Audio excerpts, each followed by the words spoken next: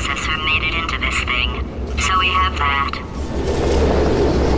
Since it doesn't look like we're going anywhere, well, we are going somewhere, alarmingly fast actually. But since we're not busy other than that, here's a couple of facts. He's not just a regular moron. He's the product of the greatest minds of a generation, working together with the express purpose of building the dumbest moron who ever lived. And you just put him in charge of the entire facility. Good, that's still working. Hey, just in case this pit isn't actually bottomless, do you think maybe you could unstrap one of those long fall boots of yours and shove me into it? Just remember to land on one foot.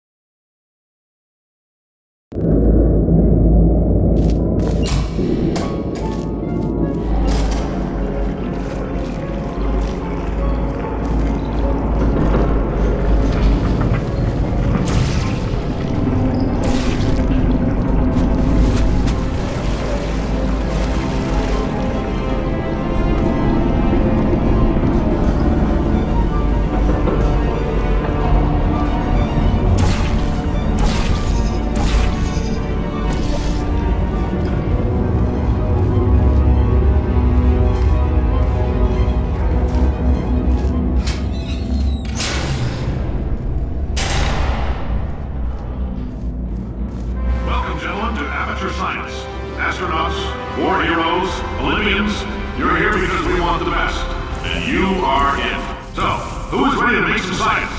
I am.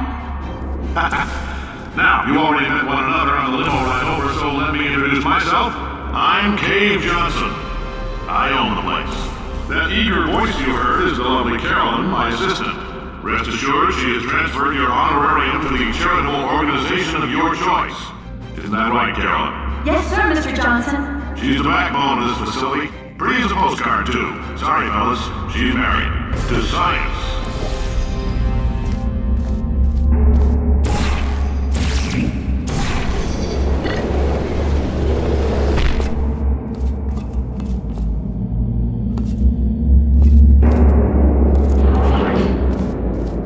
There's 1,000 tests performed every day here in our enrichment spheres. I can't personally oversee every one of them, so these pre-recorded messages will cover any questions you might have and respond to any incidents that may occur in the course of your science adventure. Your test assignment will vary depending on the manner in which you have bent the world to your will. Those of you helping us test the repulsion gel today, just follow the blue line on the floor. Those of you who volunteered to be injected with praying mantis DNA, I've got some good news and some bad news. Bad news is we're postponing those tests indefinitely. Good news is we've got a much better test for you. Fighting an army of mantis men. Pick up a rifle and follow the yellow line. You'll know when the test starts.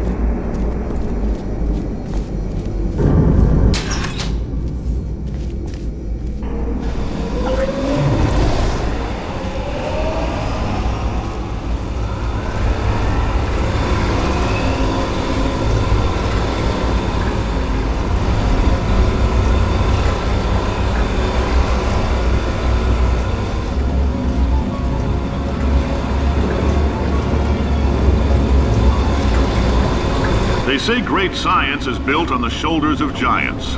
Not here. At Aperture, we do all our science from scratch. No hand-holding.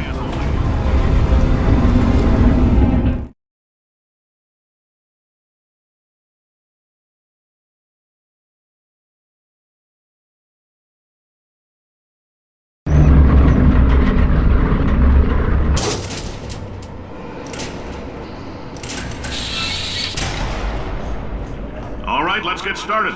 This first test involves something the lab boys call repulsion gel. You're not part of the control group, by the way. You get the gel. Last poor son of a gun got blue paint. All joking aside, that did happen. Broke every bone in his legs. Tragic, but informative. Or so I'm told.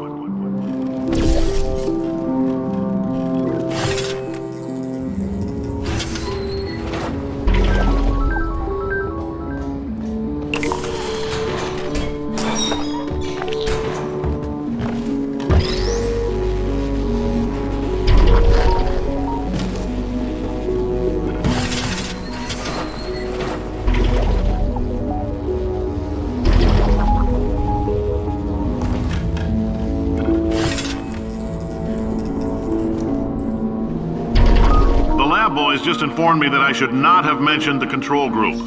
They're telling me I ought to stop making these pre-recorded messages.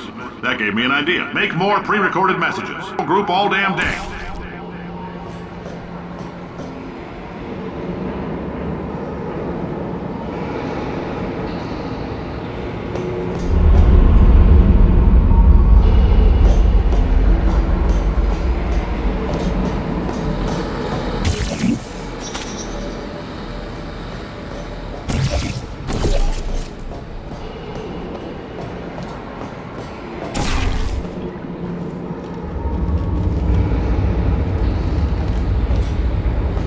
For this next test, we put nanoparticles in the gel. In layman's terms, that's a billion little gizmos that are going to travel into your bloodstream and pump experimental genes and RNA molecules and so forth into your tumors. Now, maybe you don't have any tumors. Well, don't worry. If you sat on a folding chair in the lobby and weren't wearing lead underpants, we took care of that too.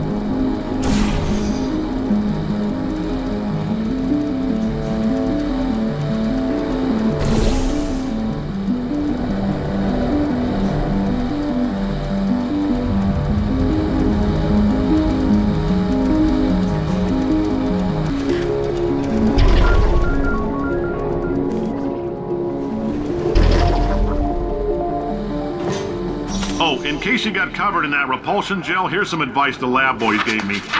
Do not get covered in the repulsion gel. We haven't entirely nailed down what element it is yet, but I'll tell you this, it's a lively one, and it does not like the human skeleton.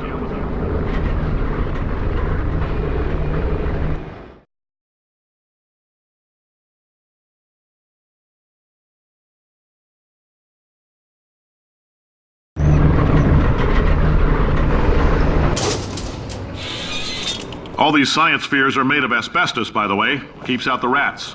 Let us know if you feel a shortness of breath, a persistent dry cough, or your heart stopping, because that's not part of the test. That's asbestos. Good news is the lab boys say the symptoms of asbestos poisoning show a median latency of 44.6 years. So if you're 30 or older, you're laughing. Worst case scenario, you miss out on a few rounds of canasta. Plus, you forwarded the cause of science by 3 centuries. I punched those numbers in. I like your style. You make up your own rules, just like me. Bean Counter said I couldn't fire a man just for being in a wheelchair. Did it anyway. Ramps are expensive.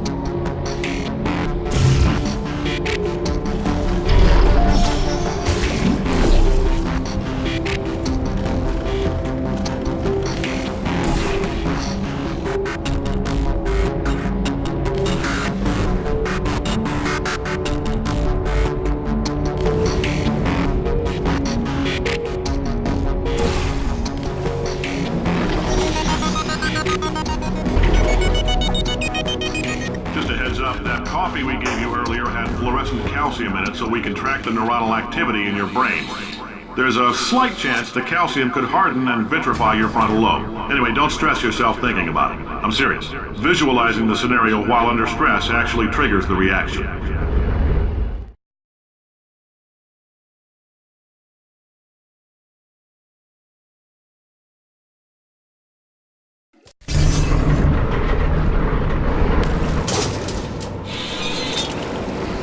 Now, if you're part of control group Kepler-7, we implanted a tiny microchip about the size of a postcard into your skull. Most likely you've forgotten it's even there.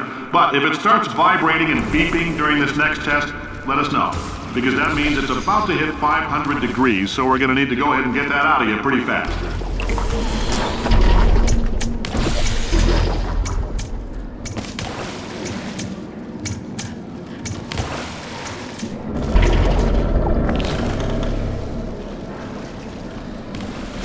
Telling them, keep your pants on. All right, this next test may involve trace amounts of time travel. So, word of advice, if you meet yourself on the testing track, don't make eye contact. Lab boys tell me that'll wipe out time. Entirely. Forward and backward. So, do both of yourselves a favor and just let that handsome devil go about his business.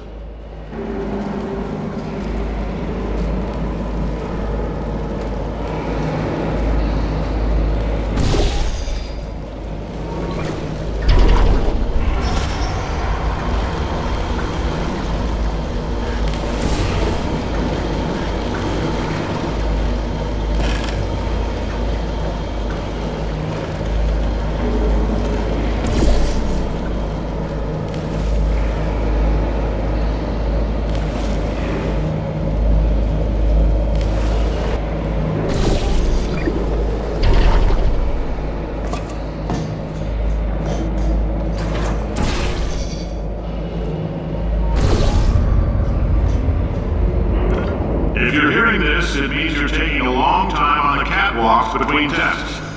The lab boys say that might be a fear reaction. I'm no psychiatrist, but coming from a bunch of eggheads who wouldn't recognize the thrill of danger if it had walked up and snapped their little pink bras, that sounds like projection. They didn't fly into space, storm a beach, or bring back the gold. No, sir, we did.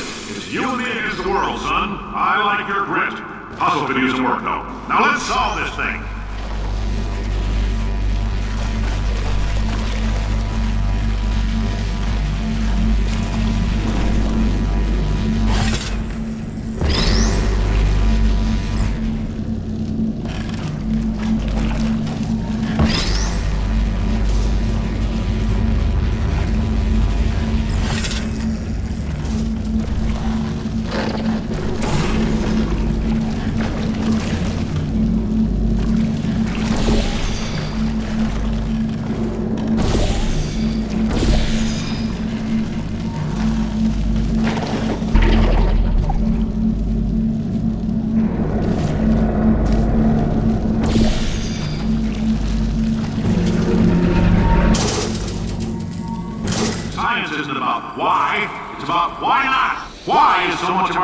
Dangerous? Why not Mary save science if you love it so much? In fact, why not invent a special safety door that won't hit you on the butt on the way out because you are fired? Now you test subject, you're doing fine. Yes, you. Box your stuff. Out the front door. Parking lot. Car. Goodbye.